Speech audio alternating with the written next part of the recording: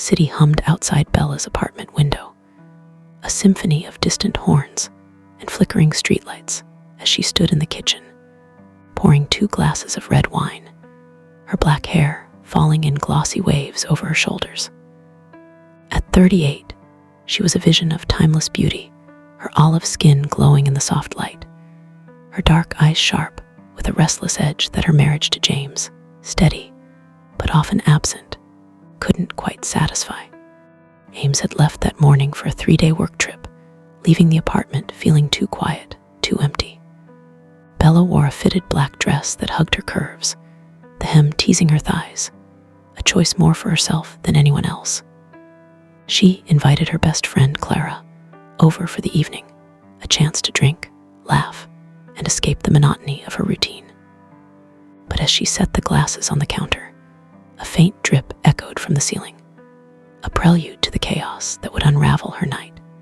Hey, if that's already got you hooked, smash that like button and subscribe. You're not ready for the storm that's coming, and you won't want to miss a single forbidden moment.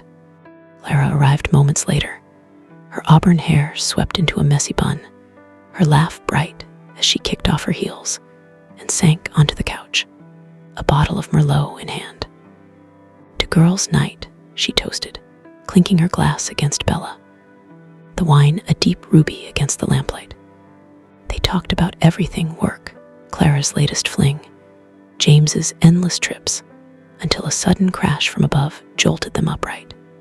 Water poured from the ceiling, a relentless cascade that soaked the rug, splattered the walls, and sent Bella scrambling for towels. "What the hell?" Clara yelped, jumping up as the flood spread, her jeans clinging to her legs. Bella pounded on the ceiling, shouting, "Hey, upstairs, you're flooding us." The dripping slowed, then stopped, and heavy footsteps echoed down the hall. The door swung open, revealing their upstairs neighbor, Nathan, a broad-shouldered man in his early 40s, his dark hair damp, his shirt clinging to his chest from the water. "I'm so sorry," he said, his voice deep, his eyes flicking over Bella with an intensity that made her breath catch. "Pipe burst fixed it, but let me help clean up." Nathan grabbed a mop from the hall closet, his movements efficient as he worked alongside Bella and Clara, the 3 of them wiping down furniture, soaking up water, their laughter easing the tension.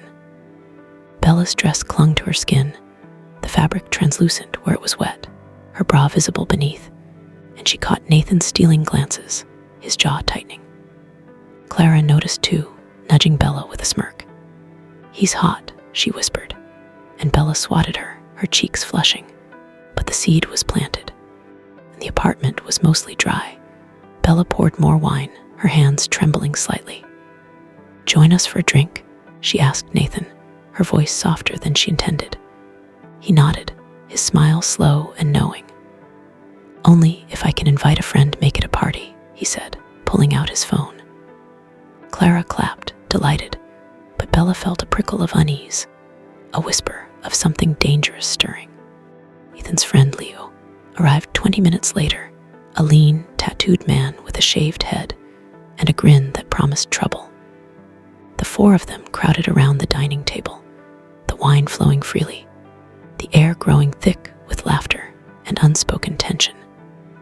Bella sat between Nathan and Clara, her dress riding up her thighs, her skin warm from the alcohol.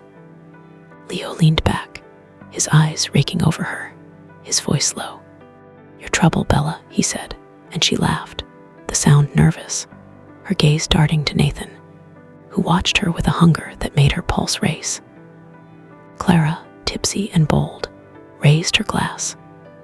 "To new friends and new games," she said, her tone suggestive, and the room shifted, the atmosphere crackling with possibility. Games started innocently, truth or dare, a playful challenge that quickly turned heated. Clara dared Nathan to kiss Bella's neck, and he obliged, his lips brushing her skin, his breath hot as he lingered, a soft scrape of stubble making her shiver. Bella's eyes fluttered closed, a gasp escaping, her hands gripping the table as Clara giggled, egging them on.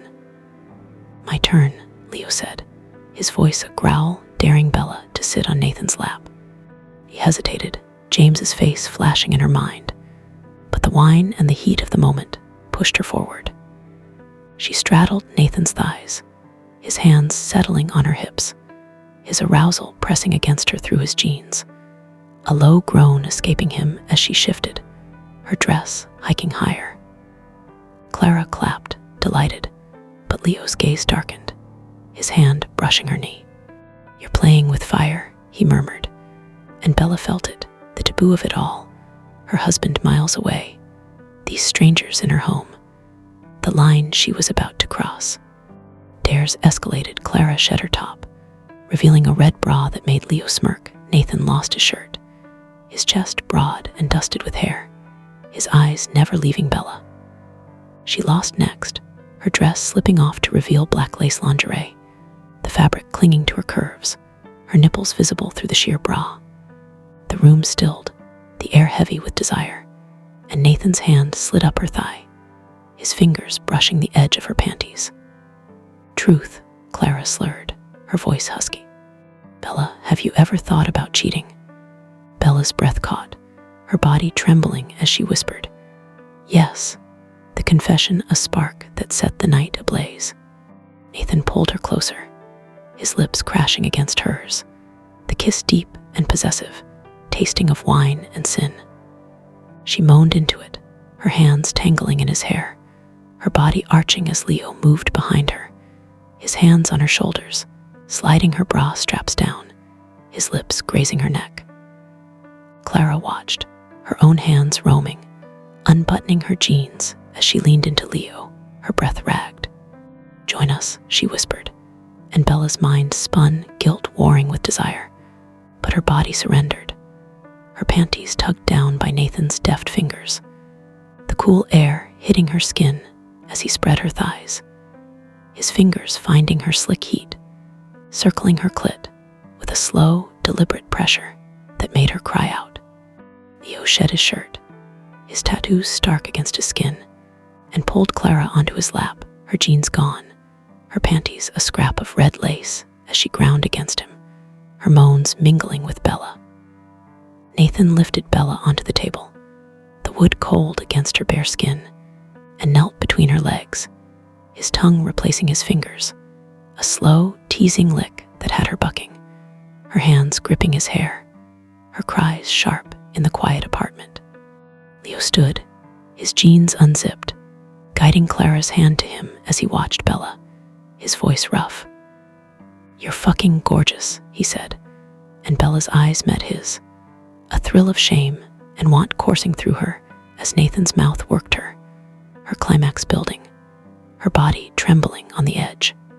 Clara moved to Bella's side, her lips brushing Bella's ear, her fingers trailing over her breasts, pinching her nipples through the lace until Bella gasped, her head tipping back.